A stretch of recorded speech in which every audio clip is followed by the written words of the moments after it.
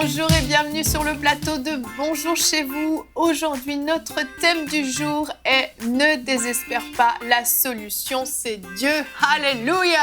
Alléluia! Quelle glorieuse espérance nous avons d'avoir un Dieu merveilleux, formidable et tout-puissant. Et aujourd'hui, on va l'élever dans nos situations, on va se fortifier, on va essayer de vous fortifier à la maison, chers amis téléspectateurs, de se souvenir que notre Dieu peut absolument tout faire, Amen. Peu importe la situation dans laquelle on est.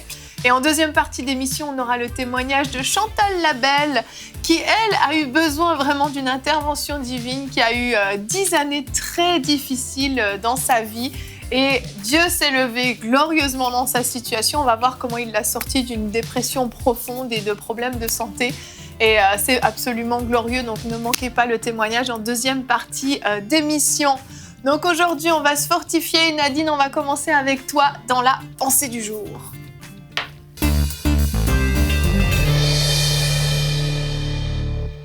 Alors aujourd'hui, j'aimerais dire à quelqu'un que c'est aujourd'hui votre jour de miracle, c'est aujourd'hui le jour de délivrance, c'est aujourd'hui le jour où Dieu intervient dans votre situation, c'est aujourd'hui le jour où Dieu se lève dans votre situation parce que Dieu n'a pas changé. Ce qu'il a promis, il le fait et Dieu est puissant et glorieux et votre situation n'est pas trop compliquée. Votre situation n'a pas duré depuis tellement longtemps que Dieu l'a oublié. Au contraire, Dieu agit encore aujourd'hui. Et si vous ne croyez pas vraiment, je vais vous demander de venir avec moi dans Jean chapitre 5. Vous pourrez à la maison lire dès le verset 1 au verset 13, mais pour le temps de la pensée, on va se concentrer du verset 5 au verset 8. La Bible dit, « Là se trouva un homme malade depuis 38 ans. Jésus l'ayant vu coucher et sachant qu'il était malade depuis longtemps, lui dit, « Veux-tu être guéri ?» Le malade lui répondit, « Seigneur, je n'ai personne pour me jeter dans la piscine quand l'eau est agitée, et pendant que j'y vais, un autre descend avant moi. Lève-toi, lui dit Jésus, prends ton lit et marche. » Un témoignage glorieux de Dieu qui intervient dans une situation qui a duré depuis longtemps, que Dieu qui ne passe pas par les voies des hommes, par les solutions des hommes, qui lui-même apporte une solution, que lui-même apporte une guérison, que Jésus dit une parole et tout de suite ce malade qui était là pendant 38 ans est guéri instantanément. Et vraiment dans votre vie aussi, je veux vous encourager à vous tourner vers Dieu qui guérit, qui agit encore, qui vient encore vous rencontrer. Et sans faire une exégèse de ce texte, on peut tout de suite voir qu'il y a la solution des hommes et il y a la solution de Dieu. Cet homme-là, il était là pendant 38 ans. Son problème perdurait. Et peut-être qu'il attendait après la solution des hommes. La solution des hommes, c'était se jeter à l'eau quand l'ange arrivait. Et peut-être il se disait, mais qui va m'amener près de l'eau? Qui va faire que je vais rentrer dans l'eau pour être guéri? Mais je veux vous dire quelque chose, qu'il y a des situations où les hommes peuvent vous proposer une solution. Mais je veux vous encourager à vous tourner vers Dieu. Allez chercher la solution de Dieu. La solution de Dieu, elle est définitive. La solution des hommes peut vous aider à court terme, mais celle de Dieu, elle est à long terme. Celle de Dieu, elle est définitive. Celle de Dieu, elle amène un changement radical une bonne fois pour toutes. Et vraiment, pendant l'attente, cet homme a attendu 38 ans. Et vous, ça fait peut-être 5 ans, ça fait 6 mois, ça fait 3 ans, je ne sais pas. Mais pendant l'attente, des fois, on peut être découragé. Et le danger, justement, quand on attend que Dieu se lève dans nos problèmes, c'est de se décourager, c'est de se frustrer. Parce que l'attente use. Ça nous use en tant que personne. Et pour cet homme-là, il était dans l'amertume. Et je me dis, il devait être frustré de voir les gens passer devant lui à chaque fois. Et peut-être qu'il était déjà là, il connaissait tout le monde. Ça faisait longtemps qu'il était dans cette piscine. Chaque jour, il venait. Et je me dis, mais il avait sûrement entendu parler de Jésus parce que rendu dans ce texte-là, en Jean chapitre 5, Jésus avait déjà fait des miracles. Et peut-être qu'il s'est demandé, mais qui est cet homme? Est-ce que c'est l'homme dont on a parlé? Mais il était tellement dans l'amertume que quand il a vu Jésus, tout ce qu'il trouvait à faire, c'est de lui raconter son histoire de piscine. Et vraiment, peut-être que vous aussi, vous êtes tellement dans l'amertume que vous êtes là en train de... Au lieu de chercher à regarder à Dieu, au lieu de chercher à regarder à ses promesses, ben vous êtes préoccupé à vous ressasser encore vos problèmes, à vous ressasser encore pourquoi ça n'a pas marché. Mais vraiment, je veux vous encourager à fixer les yeux vers Dieu. Parce que quand on est découragé, quand on est frustré, on va vouloir chercher des plans B. Et c'est les plans B qui tuent. C'est les plans B qui nous déroutent. Dieu est la solution pour nous. La Bible dit dans Proverbe 18, 31 que les voies de Dieu sont parfaites. La parole de l'Éternel est éprouvée. Il est un bouclier pour tous ceux qui se confient en lui. Amen. Alors, pendant que vous êtes dans l'attente, patientez. Avant que la solution n'arrive, patientez. Lamentation 3, 26, Jérémie le dit qu'il est bon d'attendre en secours en silence le secours de l'Éternel. Alors mettez votre foi en Dieu aujourd'hui, votre confiance en Dieu. Il est puissant, il est victorieux, il est grand, il est redoutable. Dieu se lève et ses ennemis se dispersent. Et dans votre problème, Dieu va se lever et régler votre cas. Amen, amen. Waouh, Nadine, Tout merci. est dit. Tout est dit. Non, j'ai encore des choses à dire. J'aime l'exemple de cet homme parce qu'on a l'exemple typique de la solution humaine contre la solution divine. Il y a la femme à la perte de sang aussi. Pendant 12 ans, elle a vu toutes sortes de médecins. Elle a exploré toutes les solutions humaines. Rien ne fonctionne. La solution divine, en dernier recours, intervient. Elle touche la robe de Jésus, son vêtement, le bord de son vêtement, et elle est miraculeusement guérie.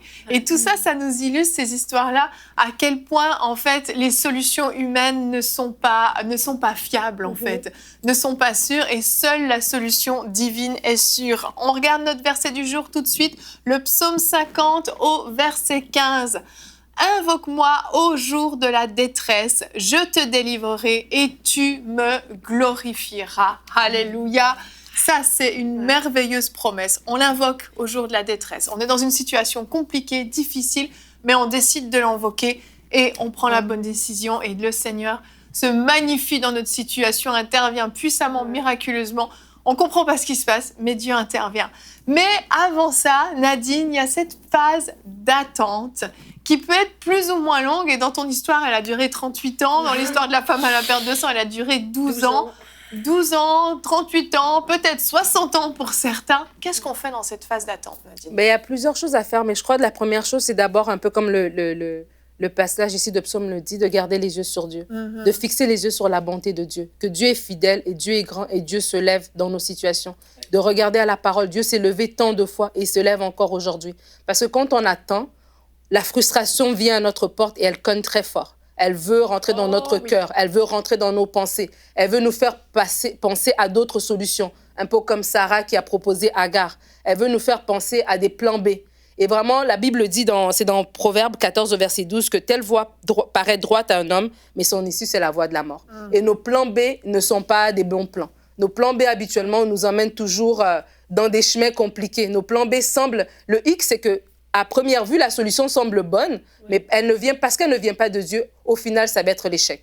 Des fois, tu peux avoir un problème de finances, par exemple, une situation financière super compliquée, et Dieu a prévu une provision divine pour toi, mais tu t'en vas prendre un prêt. Et cette solution semble une bonne solution. Tu dis, bon, ça va régler mon cas, mais ça vient te donner des paiements qui n'en finissent plus, et tu rentres dans de l'endettement, dans d'autres choses. Alors vraiment, avant de prendre une solution, quand on est dans des temps d'attente, c'est de demander, Seigneur, est-ce que c'est vraiment toi qui me parle? Est-ce que cette solution vient de toi? Parce qu'on est vraiment tenté à ce moment-là de prendre toutes sortes de raccourcis et vraiment de faire attention à la frustration pour ne pas fermer nos yeux, justement un peu comme cet homme, devant la grandeur de Dieu, en fait. La frustration va nous faire voir d'autres choses, mais vraiment de résister à ce sentiment de frustration, de résister à cette pression de prendre des décisions précipitées dans l'attente et puis de se créer des plans B, en fait. Il y a un truc qui m'a frappé dans l'histoire que Nadine a lue dans sa pensée, c'est que cet homme, il a cherché une solution humaine, mais qui était mêlée à du divin.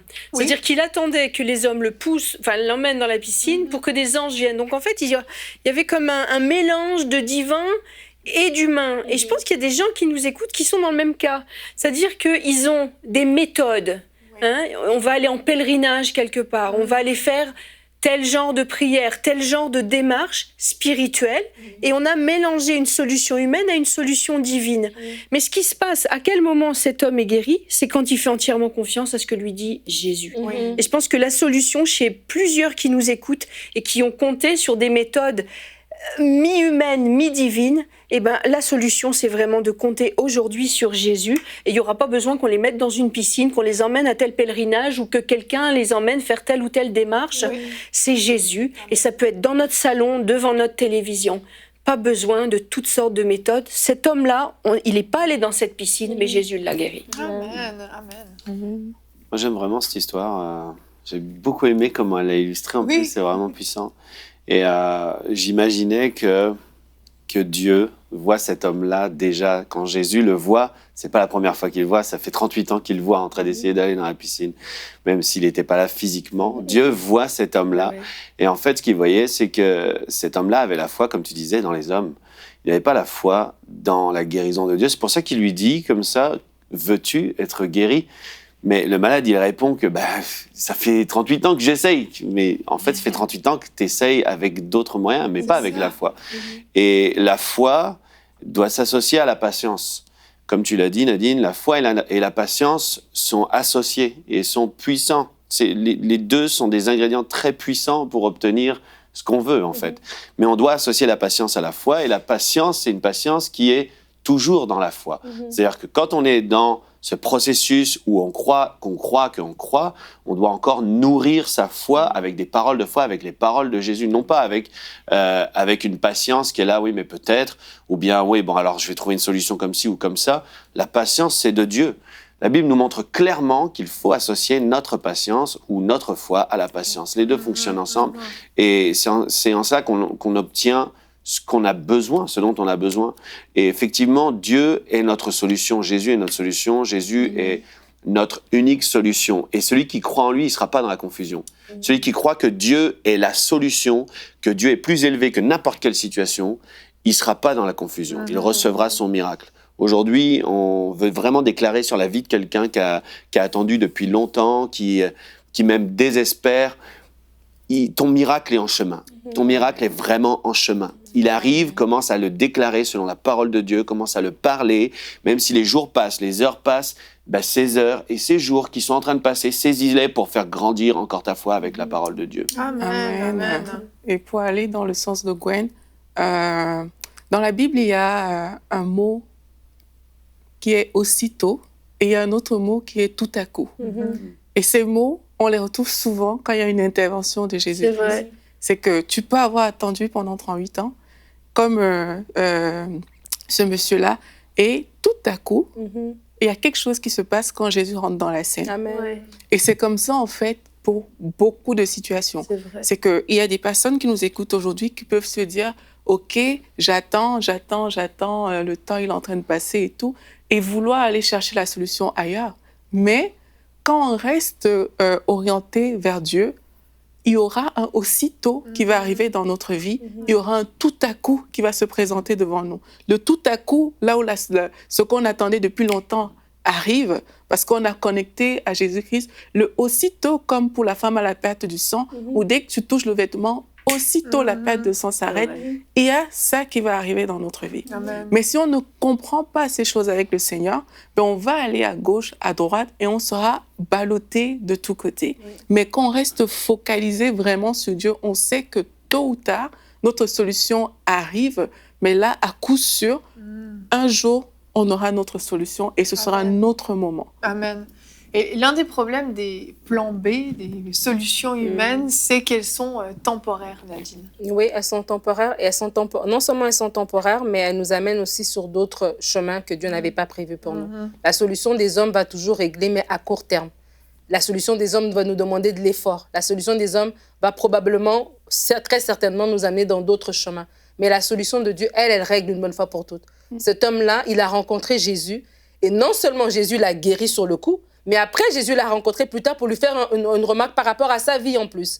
Donc, Jésus lui a guéri physiquement, mais après, Jésus est venu le rencontrer aussi par rapport aussi à des choses qu'il avait dans sa vie. Et vraiment, la solution de Dieu, c'est ça, c'est une solution qui est permanente. Et vraiment, je veux encourager les gens parce qu'aujourd'hui, c'est tellement difficile de résister. C'est tellement difficile de résister parce qu'on a tellement de sollicitations à gauche et à droite et les plans B s'offrent à nous. Et surtout, l'ennemi, sachant qu'il veut te dérouter, il va lui-même te suggérer des plans B, il va lui-même te suggérer des solutions qui vont te dérailler de ton chemin. Mais vraiment de tenir ferme, comme vous avez dit, de s'accrocher à Dieu, de laisser le Saint-Esprit ouvrir nos yeux par rapport à la parole. Parce que là, Jésus, en début de semaine, on a présenté le livre de David Terry. Oui. Il parle de la guérison. Ça, c'est vraiment un sujet dans lequel on a vraiment besoin de Dieu.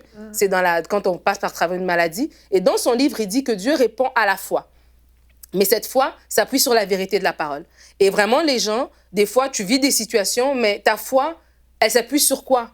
Et vraiment de dire, Seigneur, ouvre mes yeux par ton Saint-Esprit, que je comprenne ta parole, que je me saisisse de tes promesses, donne-moi une révélation de ta parole, donne-moi une révélation de ta promesse, que je vais pouvoir m'accrocher à cette promesse-là. Comme Abraham qui a pu s'accrocher à la promesse que Dieu lui a donnée. Et des fois, on vit des situations et c'est difficile dans l'attente. Pourquoi? Parce qu'on n'a même pas une parole sur quoi s'asseoir. Donc, on est ballotté quand X, Y vient nous dire quoi que ce soit. On est ballotté quand on retourne voir le médecin et qu'il nous donne un diagnostic ou une mise à jour sur notre situation qui n'a peut-être pas évolué comme on voulait. On est ballotté quand on voit nos finances, on est ballotté quand on voit nos enfants ou notre mariage qui tarde à venir. Mais vraiment de dire, Seigneur, tu m'as parlé, et une révélation personnelle, que Dieu nous a parlé personnellement, c'est là qu'on va pouvoir s'accrocher à la promesse de Dieu, à la parole de Dieu. Et cette foi qui est fondée sur sa parole va nous permettre de résister aux tentations de l'ennemi, résister à l'impatience, à la frustration et de dire « Mon Dieu s'élève le dernier et mon Dieu s'élève dans ma situation ». Les solutions humaines, juste préciser, parce qu'il n'y a rien de mauvais dans la solution humaine en tant que telle, et il y a des solutions humaines même qui sont efficaces, qui règlent carrément le problème. Pourquoi s'en priver, hein? Je pense même à certains médicaments, certaines fois où on a un rendez-vous chez le médecin et le médecin nous dit voilà, on va faire ça, ça va régler le problème. Pourquoi pas? Il n'y a aucun problème avec ça. Je veux juste clarifier les choses, c'est important de le dire. Mais il y a des situations dans lesquelles les solutions humaines ne peuvent rien. Peuvent mettre un petit pansement sur la plaie, c'est-à-dire régler en apparence, mais en profondeur, le problème reste là. Il y a des maladies qu'on dit incurables, on ne peut rien faire. Quand on est face à ces situations impossibles, là, les solutions humaines ne peuvent plus rien faire pour nous, en fait. Et plus on va s'accrocher aux solutions humaines, plus on va perdre du temps et on va retarder l'intervention de Dieu. Parce que tant qu'on a un plan B, on n'est pas dans cette attitude d'un espèce de saint désespoir où on n'a que Dieu, en fait, et il nous reste juste notre foi. C'est que, Seigneur, je suis face à un mur, je n'ai aucune autre solution que toi. Tu n'interviens pas, c'est fini pour moi, ma situation est désespérée. Là, c'est un cri du cœur qui ne peut pas être dépourvu de foi dans ces moments-là. Mais si on a derrière la tête une solution, bon, si avec Dieu ça marche pas, je peux encore faire ça. Ah bon, si Dieu n'entend pas ma prière, j'ai toujours cette solution-là, peut-être que je pourrais encore aller faire ça, telle ou telle situation. Là, la foi n'est pas là. Et c'est là le problème des solutions humaines, en fait. Je voulais juste le clarifier parce que l'idée, c'est pas de balancer tout ce que ce soit la médecine ou que ce soit juste des choses à faire. Il y a des fois des choses qui se règlent de façon tout à fait naturelle dans nos situations. C'est un problème de manque de sagesse. On fait preuve de sagesse, on règle la situation. Il y a des situations qui sont impossibles à régler. C'est aussi pour ça qu'on voit beaucoup d'interventions divines, que ce soit au niveau de la provision, au niveau de la guérison, dans des milieux où il n'y a rien. Exactement. Et c'est souvent comme ça, et c'est chez les populations qui ont apparemment tout. Tu as besoin d'argent, ou tu en as dans ton compte en banque, ou tu vas voir le banquier étant prête. Si tu es malade, tu vas aller à l'hôpital. Et c'est dans ces configurations-là qu'on voit le moins d'intervention divine, parce que la première chose qui nous vient à l'esprit, c'est je vais chercher la solution des hommes. Tout à fait. Mais par contre, quand tu te retrouves perdu à l'autre bout de je sais pas d'où, des îles Moutmout, et que tu n'as pas de médecin, tu n'as pas de banquier, tu n'as rien, tu n'as que Dieu, et là, on voit beaucoup d'interventions divines. Tout à fait. Et Dieu se glorifie dans ces situations-là parce qu'il peut vraiment montrer sa gloire et puis pas être dilué dans du mais je vais quand même chercher un médicament, mais je vais quand même prier. Oui. Puis, souvent, moi, je sais que pendant un moment, j'allais beaucoup rendre visite à une dame qui avait un cancer. Puis elle avait une foi sincère. Elle disait non, mais j'espère en Dieu, mais elle n'arrêtait pas d'aller chez le médecin et les allers-retours. Et en fait, à chaque fois qu'elle allait, elle revenait un peu plus abîmée que la fois d'avant. Oui. Et moi, au fond de moi, j'étais convaincue qu'il fallait qu'elle fasse 100% confiance au Seigneur. Ça ne veut pas dire que dans tous les cas, il faut rejeter, c'est pas ce que je suis en train de dire, le traitement médical. Mais dans les situations mais dans cette situation, je voyais que plus ça allait, les médecins ne savaient plus quoi faire. Et à chaque fois qu'elle revenait de l'hôpital, ils l'avaient abîmée et abîmée et abîmée. Elle a fini par... Elle avait plus de voix, il lui avait en tout cas abîmé les cordes vocales, elle ne pouvait même plus parler. Elle était dans un état désespéré. Et j'étais convaincue que si elle s'était complètement livré au Seigneur, il aurait pu vraiment agir. Et je pense qu'il faut arrêter de sans arrêt mettre les solutions humaines avant la solution de Dieu. Exactement. Parce que c'est à cause de ça que Dieu ne peut pas pleinement intervenir glorieusement. Oui. Dieu doit être le premier réflexe, en fait. Et quand on va vers Dieu en premier pour chercher sa solution, c'est là où on peut recevoir cette parole dont Nadine parlait, sur laquelle on va s'accrocher et qui va même déterminer, OK, peut-être dans ce cas, je peux aller à l'hôpital. Peut-être dans ce cas, je peux faire ci, je peux faire ça. Mais Dieu doit rester le premier réflexe lorsqu'on est face à une situation qui se présente. Et de ce qu'on va tirer de lui, de ce qu'il va nous donner comme orientation, mais on pourra agir en fait. Mais pour justement que Dieu soit le premier réflexe, c'est sûr, comme Anne disait, que dans des territoires où on a beaucoup d'avoir, c'est pas souvent ça. Mais pour que Dieu reste le premier réflexe, ben, on doit passer ce temps avec lui, en fait, où on comprend que sans toi, je suis perdue. Sans toi, ma vie ne vaut pas la peine, en fait. Et si on ne réalise pas, si on n'arrive pas à avoir cette pensée vraiment imprégnée en nous, mais on aura toujours cette tendance, parce que naturellement, l'homme aime ce qui est facile. L'homme n'aime pas vraiment exercer sa foi. Il aime la facilité. On aura cette tendance. Mais il faut que dans notre esprit, on soit conscient que sans Dieu, nous sommes perdus. En fait, il n'y a pas de vie sans Dieu. Sans Dieu, même tout ce qui peut me sembler accessible, tout ce qui peut être à ma portée, ne signifie rien sans Dieu, en fait. Et il faut vraiment qu'on prenne cette conscience-là pour aussi prendre conscience que notre solution en toutes choses, pas dans certaines choses, hein, pas juste quand la situation est catastrophique et tout, en toutes choses, notre solution, c'est Dieu.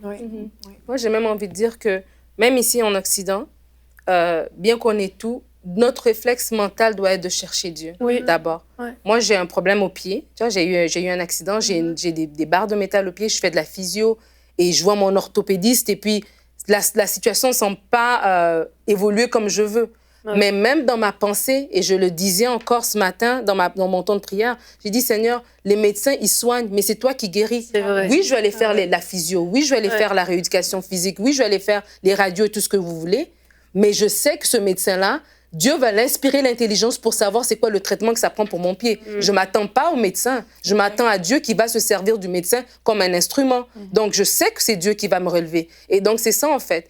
Et ça peut être dans des situations comme dans des situations de maladie, mais dans d'autres choses aussi où est-ce qu'on est désespéré de dire, même dans mon désespoir, Seigneur, guide-moi. Je parlais de quelqu'un qui a des problèmes de finances.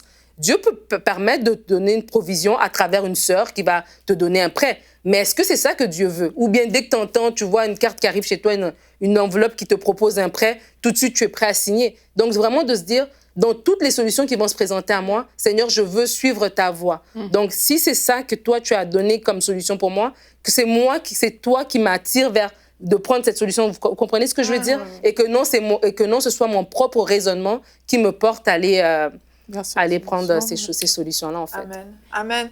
On va regarder le témoignage de Chantal Labelle maintenant, voir comment Dieu, justement, s'est puissamment glorifié dans sa situation désespérée. Je vous laisse regarder ça dans la rubrique « C'est mon histoire ». Et on se retrouve pour la rubrique « C'est mon histoire ». Aujourd'hui, je reçois Chantal Labelle. Bonjour Chantal. Bonjour. Comment ça va? Ça va super bien. Merveilleux. Chantal, je vais te représenter rapidement. Tu as été impliquée dans le ministère de la louange depuis l'âge de 9 ans, mais tu es chantre évangéliste. Je pense qu'on peut te qualifier comme ça, parce que c'est certain, tu as vraiment un ministère au niveau de la louange, mais un cœur vraiment aussi pour l'évangélisation, l'édification même des chrétiens par rapport à ton vécu, à ton histoire, que tu vas justement nous partager aujourd'hui. Tu es mariée, tu as 2 enfants, et on va voir un petit peu une période de ta vie qui est plutôt douloureuse et compliquée, mais qui se termine vraiment merveilleusement bien. Je le précise tout de suite. Je ne fais pas de suspense. Fin va être positive. Exactement. La fin est merveilleuse. Même. Tu vas nous raconter comment Dieu t'a relevé physiquement, moralement, suite à une dépression très, très profonde. Et on va prendre les choses depuis le début. Donc, comme je le disais, depuis l'âge de 9 ans, tu as été impliquée dans le ministère de la louange. Tu as toujours servi le Seigneur dans la louange, dans les différentes assemblées où tu étais. Et à l'âge de 19 ans, c'est ça? Tu étais fiancée? À 17 ans. 17 ans. 17 ans. Tu t'es fiancée avec un jeune chrétien. Et tout allait bien. Oui, tout allait bien. J'étais impliquée dans la jeunesse de mon église. Je servais Dieu. Tu sais, j'ai vraiment servi Dieu toute ma vie. Il n'y a pas eu de période vraiment où j'ai abandonné Dieu ou quoi. J'ai toujours été dans l'église. Et à l'âge de 17 ans, c'est ça, j'ai fréquenté un homme qui... on s'est fiancés. Et en fait, on devait se marier au mois d'août et au mois de mars, mon fiancé a eu un accident de voiture. Aïe. Ce soir-là, on venait de signer notre bail parce qu'on allait demeurer ensemble après le mariage et tout. Et ce soir-là, il est parti de chez moi et s'est endormi au volant. Et j'ai eu un appel en plein milieu de la nuit me disant que mon fiancé avait eu un accident. Et lorsque j'ai vu Georges, ben il avait la tête grosse comme un ballon de foot, là, sorti de l'orbite. Il y avait 5 foyers d'hémorragie au cerveau. C'est ça, les médecins avaient aucun espoir pour lui. Toi, c'est le choc à ce moment-là. C'est le choc. Je comprends pas. Oui. J'ai reçu l'appel dans le milieu de la nuit. On m'a dit il est dans un hôpital à Montréal. Je suis arrivée, je l'ai vu. Et c'est ça. T'es perdue dans ce moment-là. Je suis perdue, complètement. Les premiers mots qui sont sortis de ma bouche, c'est « je pourrais jamais vivre sans lui ». Moi, tout allait bien, mais comme plusieurs adolescentes, j'ai vécu beaucoup d'intimidation. J'avais très peu confiance en moi-même. Et Georges, c'était quelqu'un de très charismatique. OK. Il prenait beaucoup de place. Donc, j'étais devenue la fiancée de Georges. Donc, je m'étais fait un peu... une place. Tu sais, pourtant, les gens disent « oui, mais tu chantais. Tu sais, je faisais des gros événements quand même. Mais je m'aimais pas. Donc, Georges, je m'étais un peu bâtie comme une personnalité où j'étais quelqu'un parce que j'étais la future épouse de Georges.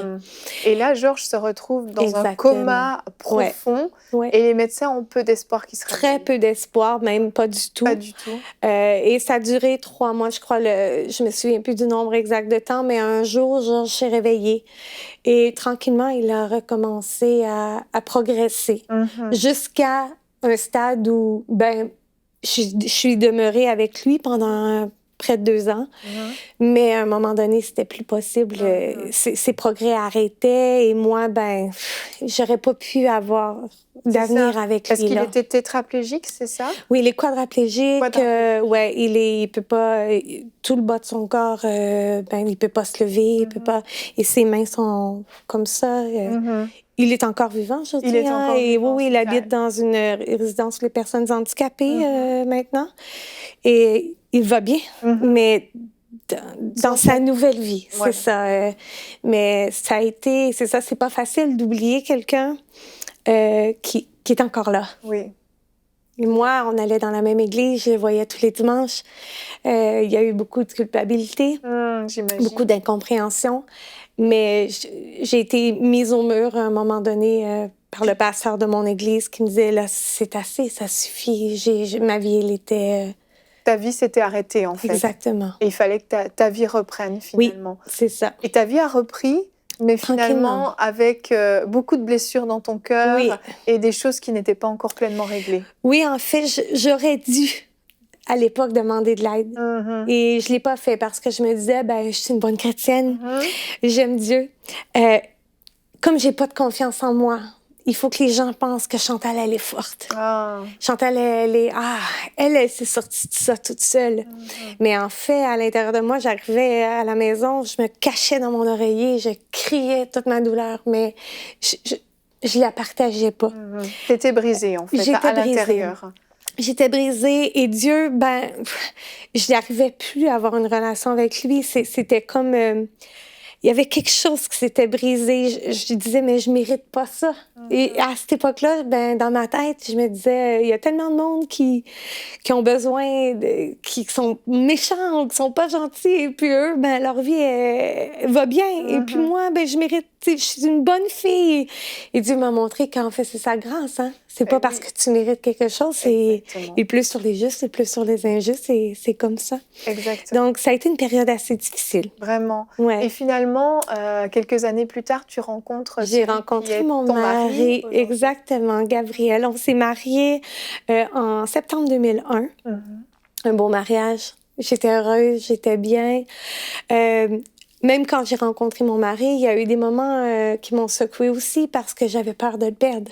Tu vois, j'avais des séquelles à mon passé. Mais on s'est mariés. La journée était extraordinaire. Et ce bonheur n'allait pas durer longtemps, par contre. Exactement, Ouais. parce que comme tu dis, tu transportais avec toi quand même quelque chose Ouais, et tu avais toujours peur de le perdre. exactement. Et il y avait en fait finalement une angoisse perpétuelle en toi qui était en train de Exactement. te ronger un peu de Oui, l'intérieur. c'est ça. Et puis, quelques semaines après mon mariage, 2 semaines après mon mariage, j'arrive de la maison. Un soir, mon mari n'est pas arrivé. Je m'assois et puis j'avais l'impression que je respirais pour la première fois. J'étais bien, j'étais heureuse. J'attendais plus la catastrophe. La catastrophe, oui. C'est comme si on avait pris la page d'un livre, on l'avait tourné. Tout est beau, tout était bien. Jusqu'à ce que... Ouais, quelques jours après, je suis au travail et je me mets à avoir des grosses douleurs abdominales. Jusqu'au jour où j'ai dit à mon mari, appelle les ambulances, je vais mourir. Oh. Je souffrais vraiment beaucoup et je me suis mis à saigner. Je saignais sans arrêt.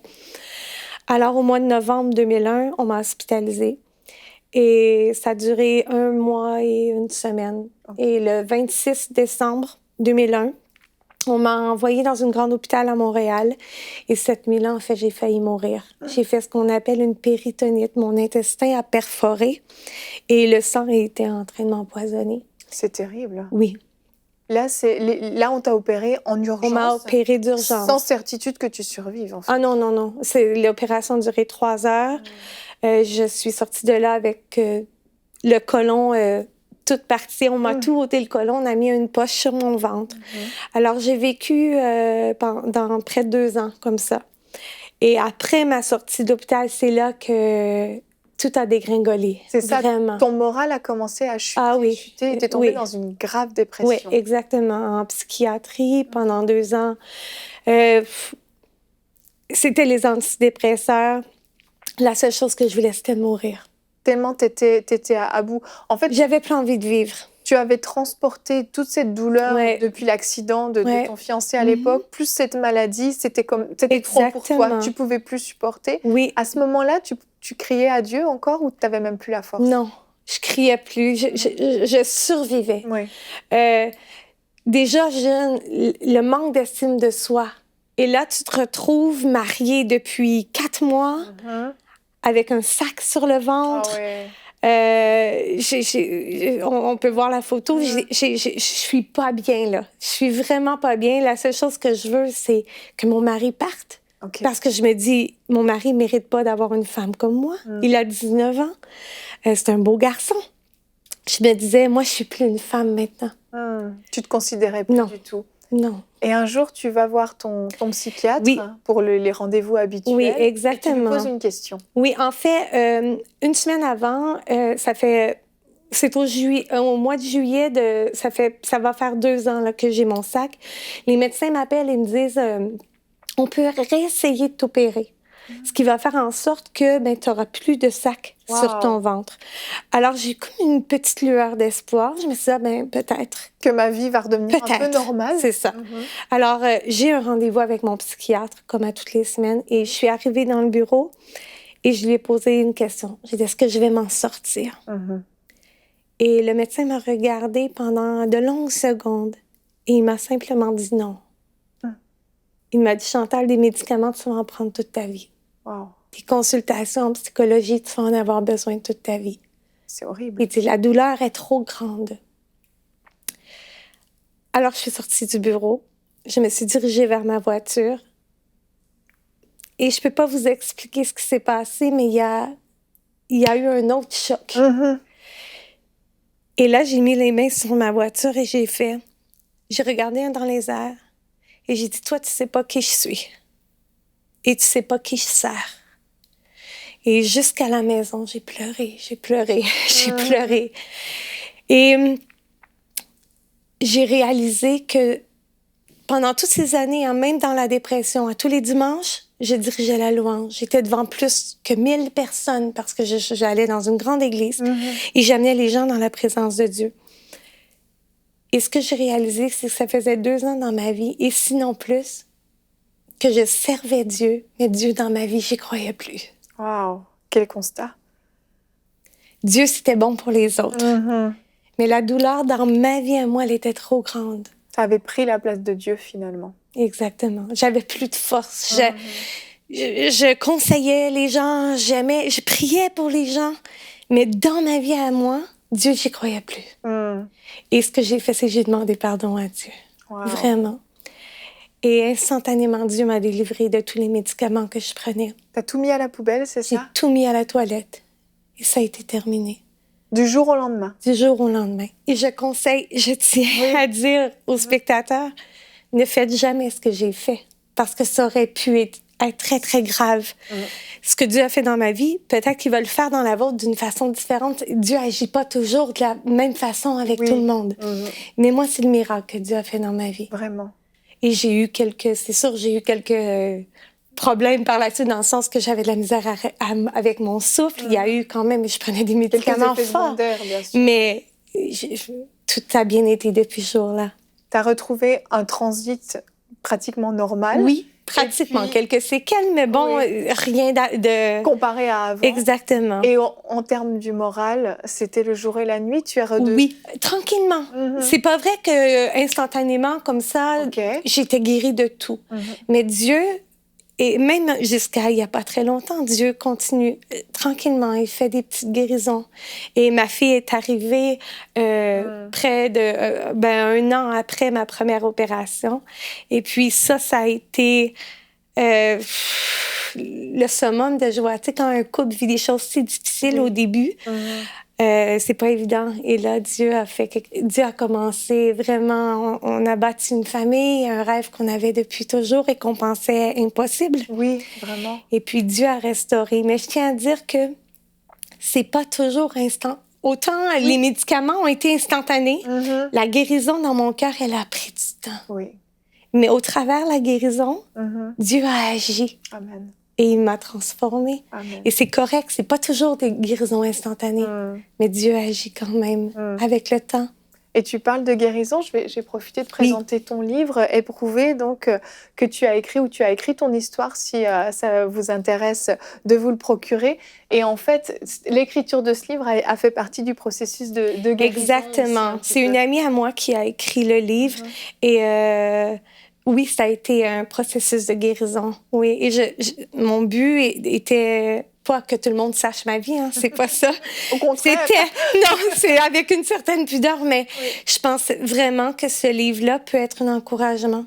Parce qu'on souffre tous, peu importe le degré de souffrance, on souffre tous à quelque part. Oui, on s'est tous déjà dit, mais Dieu, pourquoi? Oui, c'est vrai. Et les pourquoi, ils demeurent souvent sans réponse. Mais il faut continuer, il faut persévérer, il faut être résilient aussi. Il y a des choses qu'on ne comprend pas et qu'on ne comprendra jamais. Exactement. Mais le but, c'est que Dieu nous transforme tout le temps. Amen. Et aujourd'hui, vous êtes une magnifique famille avec ton mari. Il y a ton fils qui est venu agrandir également la famille.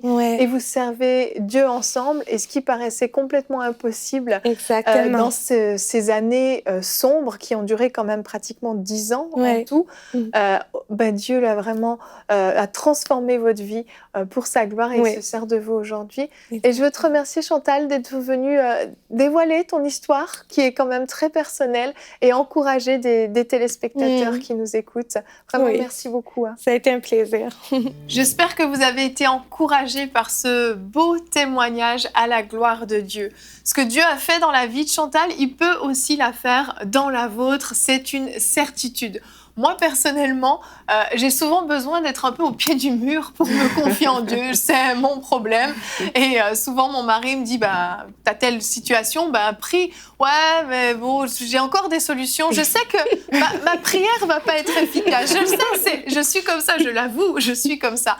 Et c'est pas forcément la bonne attitude à avoir. Mais je sais que quand je voulais avoir des enfants, pendant 2 ans et demi, j'ai essayé par moi-même, pensant ça va venir, c'est bon, 1 an passe, 2 ans passe, 2 ans et demi passe. Et là, c'est comme c'était le trop. J'ai décidé d'aller voir le médecin. Et je sais exactement le moment où la foi vraiment a été suscitée dans mon cœur. C'est au moment où mon médecin m'a dit, avec un cycle comme le tien, t'ovules pas. Cette parole qui aurait pu me détruire a fait l'effet inverse. Parce que là, je me suis retrouvée au pied du mur. Alors, elle m'a proposé des solutions humaines avec des traitements médicamenteux qui me promettaient d'avoir peut-être des enfants dans 5 ou 6 ans ou je ne sais combien. Mais cette solution ne m'intéressait pas. Mais c'est quand elle m'a dit ça, à l'intérieur de moi, je sais que là, il s'est passé quelque chose. Et là, le mode warrior s'est enclenché. Et là, il faut y aller. Et peut-être c'est votre situation. Peut-être votre médecin vous a dit, dans ta situation, tu peux rien faire. Peut-être que votre banquier vous a dit, avec un compte bancaire comme celui-là, tu peux rien faire. Peut-être que votre mari vous a dit, dans la situation dans laquelle on est, notre couple est fini, on peut rien faire.